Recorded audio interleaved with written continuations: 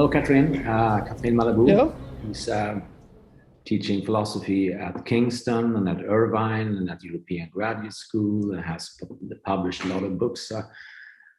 So this is part of our series, States of Philosophy, where we're trying to somehow determine the stakes and claims and concepts that are interesting in contemporary philosophy. But I just wanted to begin from the start. Your first book was on Hegel, The Future of Hegel, where you developed the idea of plasticity. Maybe you can say something about how you came on Hegel and this idea of plasticity. At the time when I started working on this PhD, in France, there was a kind of consensus that Hegelian philosophy was dead.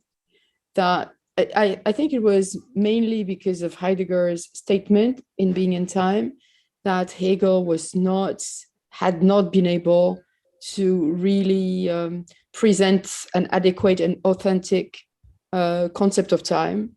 That he had just produced a paraphrasis, as Heidegger says, of Aristotle's vulgar notion of time. So that was the first reason, and the second one was more generally the feeling of failure of the theory of universal history in the light of all the totalitarian events at the end in the second half of the 20th century. So when I started working on Hegel, there was this kind of general idea that Hegelianism was dead. And plus I was writing this thesis under the supervision of Jacques Derrida, who, as everybody knows, had written this book, Glas, in which he claimed that, once again, Hegel's philosophy was dead. And I found that very unfair because it seemed to me that, on the contrary, there was a genuine vision of time in Hegel that was not perhaps located in the specific places, explicit places where Hegel talks about time, but in a different location. And this different location was that of plasticity for me. That is the capacity of the subject, what Hegel calls the subject, which is both the individual subject, like you and I, but also the universal subject of history, the capacity of the subject to welcome everything that comes from outside, and at the same time shape the world itself by, in fact, returning the internal modifications and addressing them to the exterior.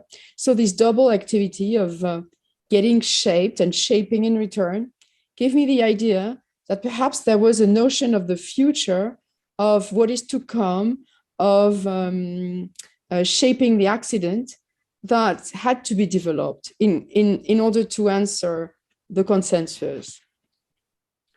So I mean, the word plasticité occurs in Hegel. It's not that frequent, but someone picked it up. No. And there's a second book, I think your second book, which is called now Plasticité au soir de l'écriture, like plasticity at the dusk of writing. Is there a polemic against Derrida here? Yes, because the more I worked on plasticity, the more I discovered that plasticity was not limited to the Hegelian system, but that it had become a general term, very active in different fields of our contemporary science and thinking, particularly in neurobiology, that designated something quite different from différence with an A and from writing. So that's why I argued that perhaps the motor scheme of our time, what I call the motor scheme, which is the hermeneutical key to an epoch, was more plasticity than writing. This is why I wrote this little book. So I mean, the from Hegel through plasticity to neuroscience and the brain, it might seem like a long shot, as it were. But how do you see it today? The interface between traditional philosophy and the sciences. I mean, I remember in one of the interviews, the first one in this series was with Frederick Worms, and he said that what he calls the moment, the contemporary moment, is defined by the problem of life. Yes, life and the life. Exactly. I think that since, there are several sources to that phenomenon, but I would say that since Foucault on the one hand, and all the problems of biopolitics, etc., life has become the main political concept of our time, but also with the development of cell biology, neurobiology in particular, but also the discovery of stem cells, of regenerative medicine, of new visions of repair. Yes, undoubtedly, life has become the major concept of our time. And I mean, you know, the Heidegger's statement that science doesn't think is not tenable today. I mean, this has to be totally revised. And thanks to plasticity, I was able to myself explore a little bit of the contemporary scientific field, notably neurobiology.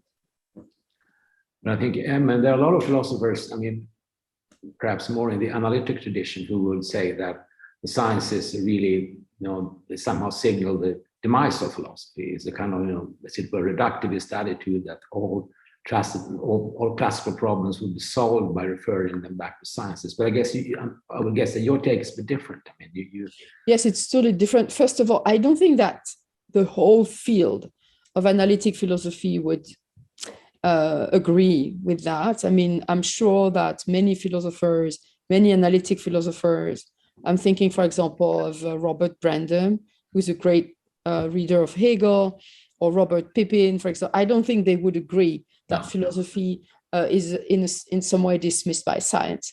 I think this is a very particular take on it. Of course, I don't agree at all because we were talking about life, for example. I don't see how science could exhaust the meaning of life. I mean, necessarily there's a metaphysical, critical dimension of the concept of life, but we might say the same thing with nature, or I don't know, numbers, or I don't think that science can exhaust these concepts. So I think that we have, on the contrary, to develop more and more collaborations between science and philosophy. And what kind of concepts would be, I mean, the traditional concepts of consciousness and subject and experience, would they be reformulated? Would we need to find other concepts in order to think these problems?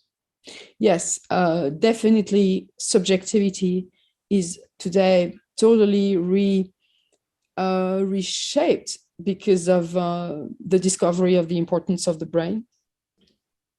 Consciousness, of course, necessarily as well. The unconscious also, there's a big debate at the moment running between neurobiology and psychoanalysis.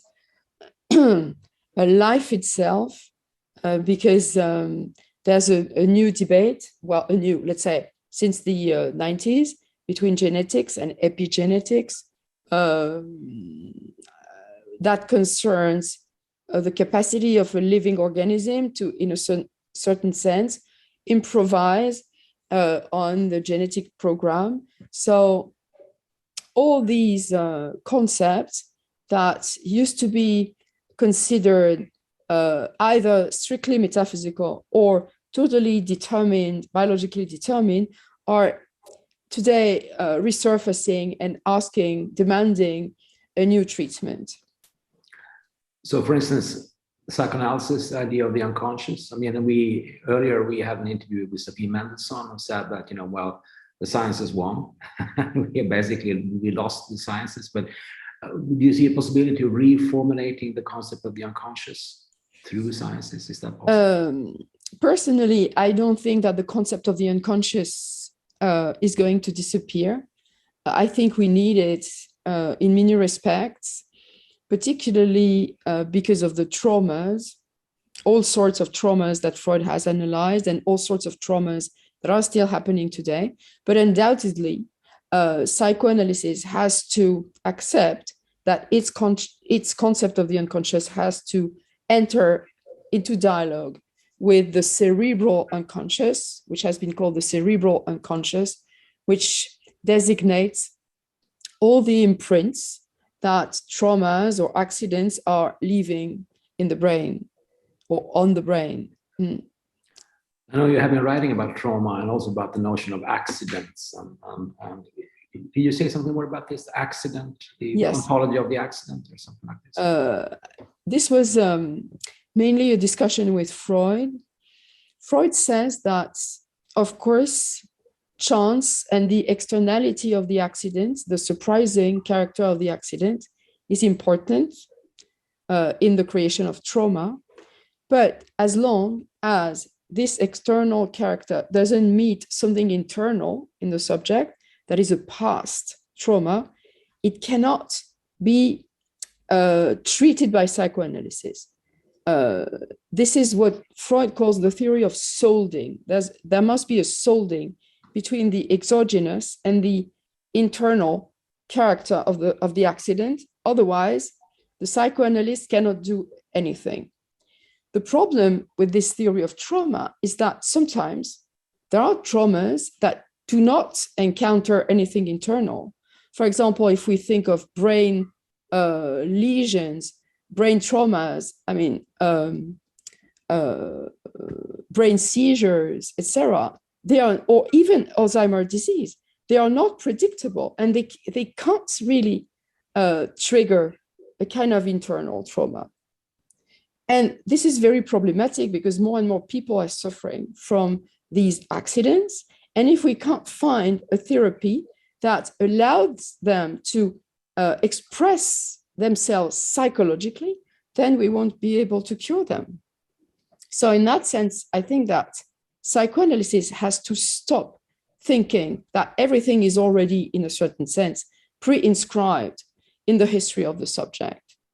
You know, Freud has this metaphor of a crystal. He says, if you throw a crystal on the floor, it will break, but it will break according to pre-existing lines of fracture.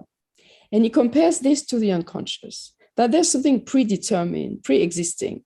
I don't agree with that, because most of the time what happens to me is totally alien to my internal constitution. So I think that the problem today is to integrate the notion of chance within psychoanalysis. So I guess if one objects to this idea of a kind of predetermination of psychological and structures of subjectivity, and open it to this idea of the event and the outside, this also must involve a sense of the political and the social. Absolutely. And how do you see that? Well,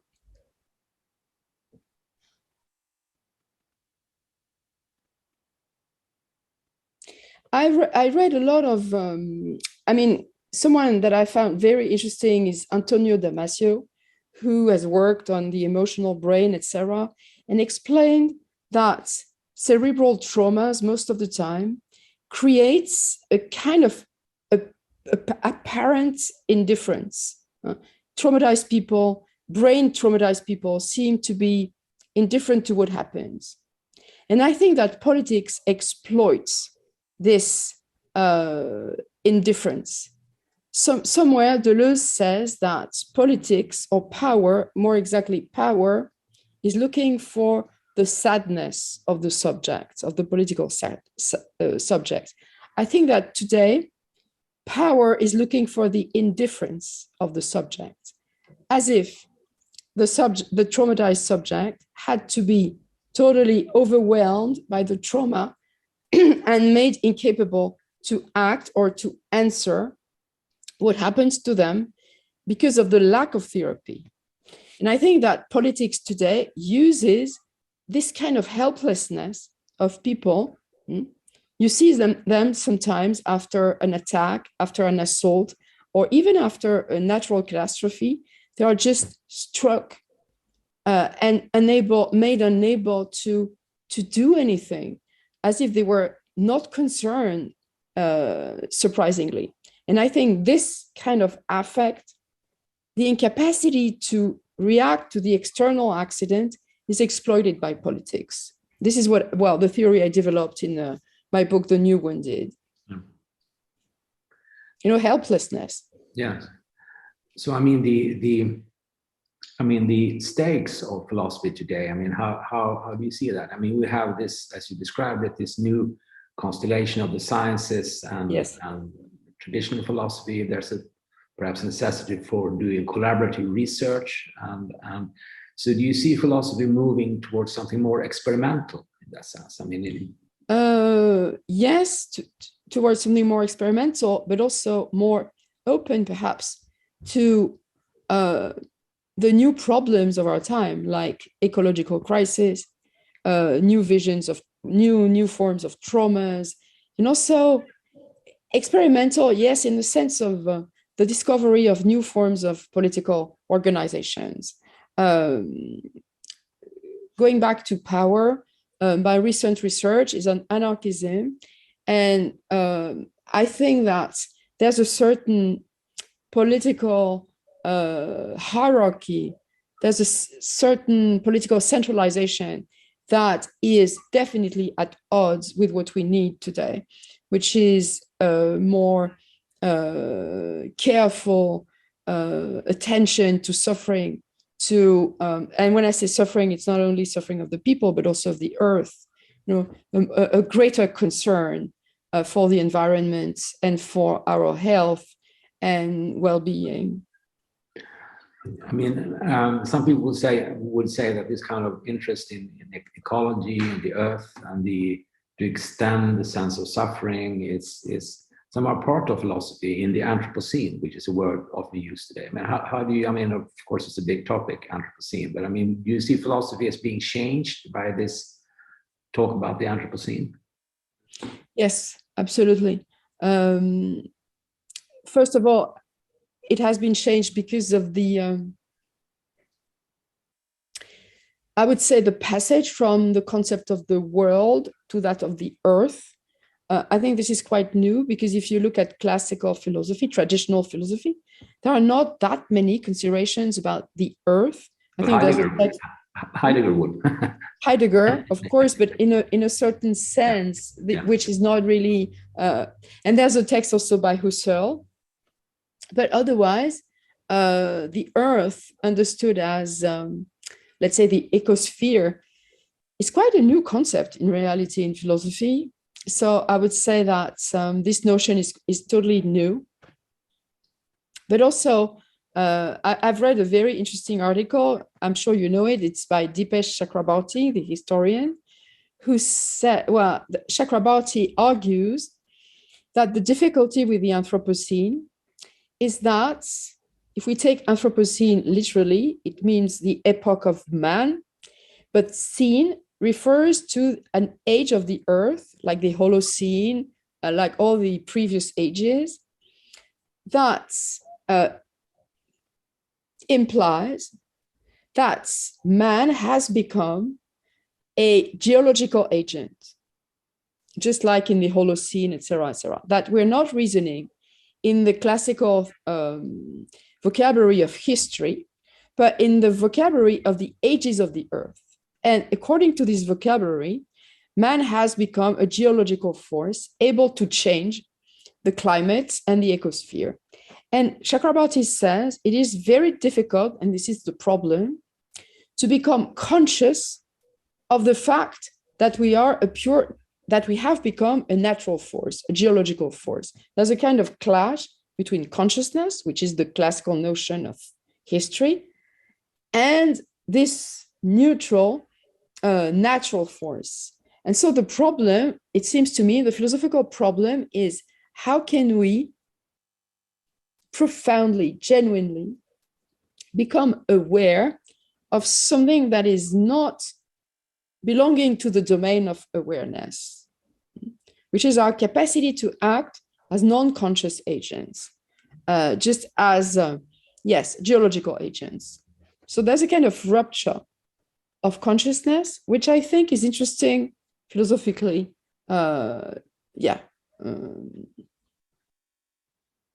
mean, the subject of the Anthropocene is not the proletariat or the historical subject we used to deal with. But then, I mean, the subject, and if one thinks in terms of ethics or politics, if the subject is no longer the human being or consciousness, I mean, how does one go about negotiating the ethical issues of this? I think what we have to negotiate, first of all, with is these by this kind of dual nature of ourselves now. This natural and conscious part. I mean, we have to produce, so to speak, a new vision of what the human being is. I'm not saying that the human being is not responsible anymore. I mean, what Chakrabarti says is not arguing against responsibility. Of course, we are responsible. But in that responsibility, in that ethical take on what is happening, there's also something like a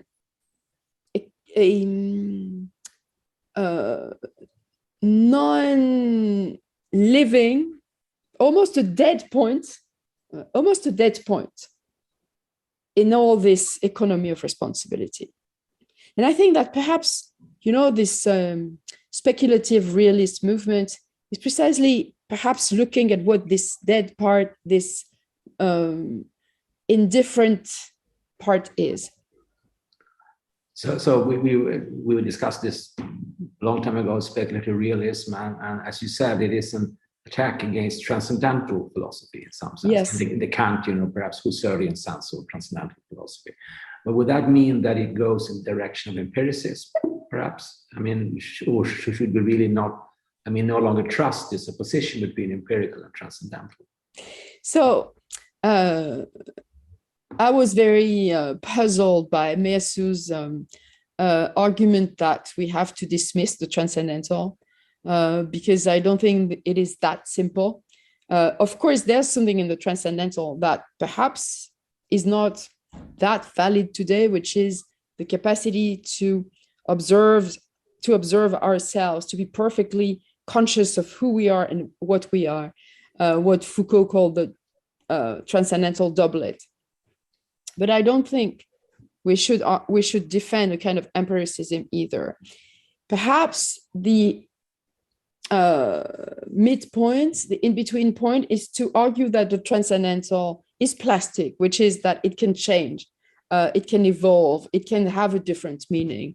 This is what I try to argue in my book Before Tomorrow, that perhaps the transcendental can include this new vision of the human.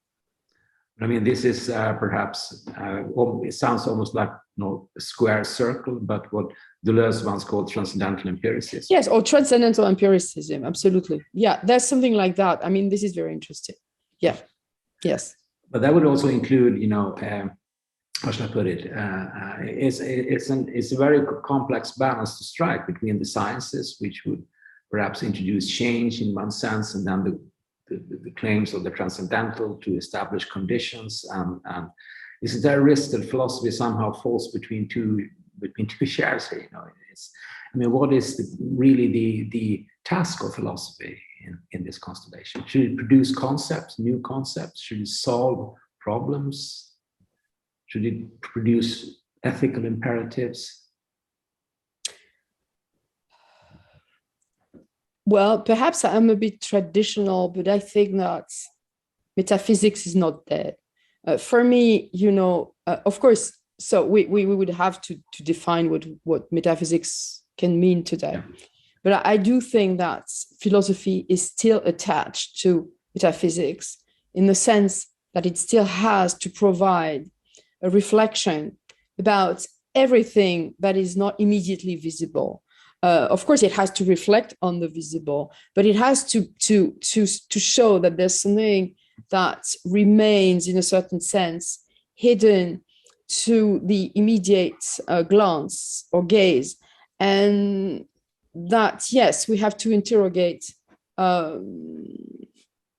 this invisible part of the problems, of the immediate problems. I do think, for me, like something like ontology is not dead, and honestly, I don't see how that there can be something like an ethics without this metaphysical background. So in that sense, there would be, there are of course, very different traditions here, but yes, of course. I want to ask you, how do you perceive the status of philosophy in the university? In where I come from, which is here in Sweden, and which is largely analytical I would say, I mean, philosophy often becomes very specialized discipline. Yes. It works on really technical issues, but I guess your idea of philosophy is much more general and open philosophy. Yes, I'm not, so on that point, I'm not optimistic at all. I personally teach in the US in a comparative literature department because philosophy is entirely analytic. And definitely continental philosophy sees its share shrinking and shrinking a little bit more every day. I mean, even in France, philosophy departments are more and more analytic. And so most of us have to find ways to escape this topography. And we find ourselves teaching in very surprising kinds of departments, even geography sometimes in the UK. But so I'm not really optimistic. I'm even very pessimistic about the institutional future of continental philosophy. But at the same time, I do think that philosophy has not been institutional all the time. No. So it started as a sect. It started as something that had nothing to do with the university. So perhaps we're witnessing the becoming non-institutional of continental philosophy. And I'm sure it will endure, but in different forms. I mean, in subterranean forms, in marginal forms. No, maybe, I mean, now there was like, at the end of last year, there were all these political quarrels, specifically talking about Derrida and deconstruction, which came from a political angle. But still, this seems, even though some of these arguments were completely crazy, it seems to be still very significant. It's very significant.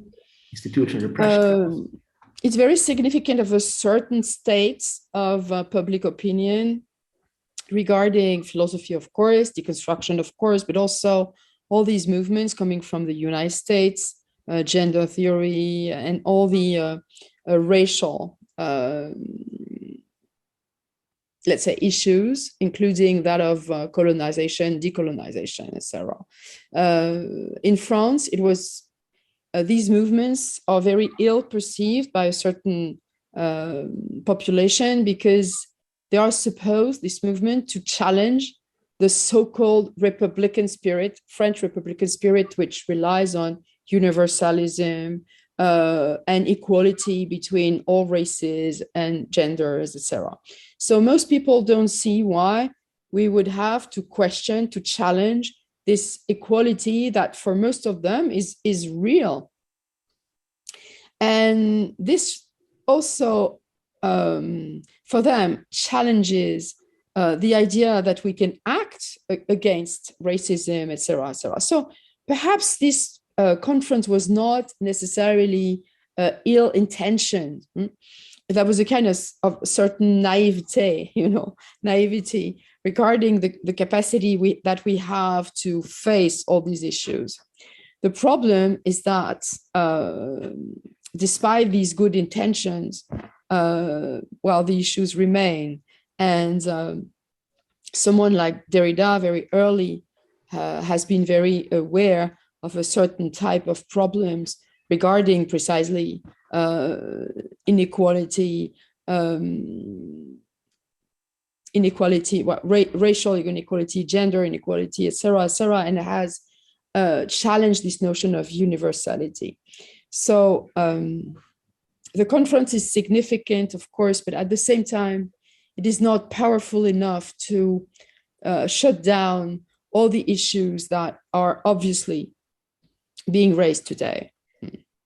So I just want to end here, perhaps, by asking you about your current work. I mean, you have working on. So my current work is recently I published a book on anarchism because I'm interested in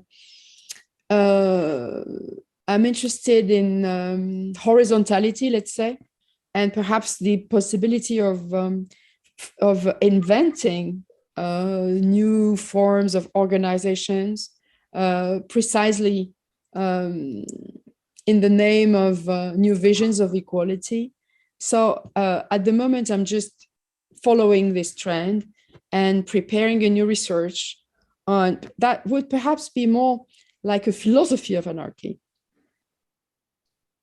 Philosophy of anarchism. Philosophy, Yeah. some people say Yes. it's about It's grounding. just and the not- beginning, so I can't tell you much more because I'm No. just starting it. Okay, so we have to wait for that new book then.